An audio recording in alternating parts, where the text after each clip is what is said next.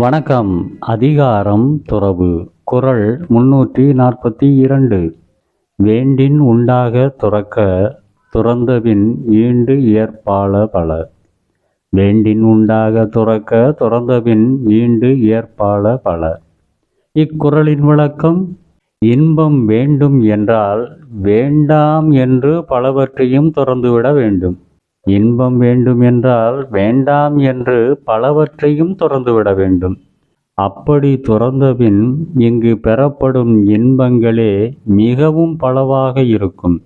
அப்படி பெறப்போகும் இன்பங்களோ இங்கு மிகவும் பலவாக இருக்கும் என்று வேண்டாம் என்று துறப்பவர்களுக்கு வேண்டும் அளவுக்கு இன்பம் கிடைக்கும் என்கிறார் ஆசான் திருவள்ளுவர். நன்றி.